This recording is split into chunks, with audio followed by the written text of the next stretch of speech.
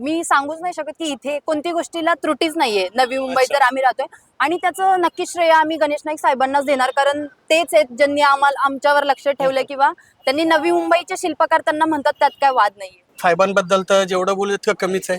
नवी मुंबईचे शिल्पकार म्हणून त्यांची ओळख आहे. साहेबांबद्दल विचार केला तर तुम्ही नवी मुंबई सोडली, नवी मुंबई सोडून दुसऱ्या कुठेही गेलात, तुम्हाला पाण्याची अडचण होते, तुम्हाला भरपूर गोष्टीची प्रॉब्लेम असते. तुम्हाला हॉस्पिटल असो, बस सेवा असो किंवा रेल्वे, सगळ्याच मध्ये तुम्हाला खूप प्रॉब्लेम होतात.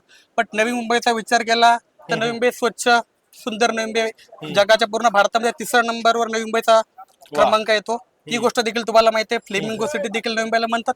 आणि साहेबांच्या कामाबाबतीत जितकं बोलू तितकं कमीच आहे. आता आम्ही पहिल्यापासून माननीय श्री गणेशजी नाईक साहेब त्यांच्यासोबत आम्ही काम करत आलोय आणि ह्याच्या पुढे त्यांच्यासोबत काम करत राहणार. एवढं वर्ष मी पाहतोय त्यांना की नवी मुंबईमध्ये त्यांनी खूप चांगल्या पद्धतीने रस्ते असू दे किंवा पाण्याच्या समस्या असतील किंवा बिल्डिंगच्या समस्या असतील, त्यांनी छान पद्धतीने ते सोडवलेले आहेत. ते म्हणजे कसे लोकांना जरा बघतात, लोकांचे काही काम असले तर ते लोकांचे काम करतात, आणि आपली काय समस्या असते तर आपण त्यांच्याकडे मांडतो, आपण बोलतो का अशी आमची समस्या आहे, तर ते पूर्ण करतात. एकंदरीत साहेबांनी, नाईक साहेबांनी, गणेश नाईक साहेबांनी असतील, संजीव नाईक असतील, संदीप नाईक असतील, किंबहुना सगळे हे नाईक फॅमिलीतील सगळे मंडळी असतील, ते जनतेच्या विकासासाठी, जनतेच्या भल्यासाठी प्रत्येक गोष्टीमध्ये पुढे येऊन कार्य करत आहेत.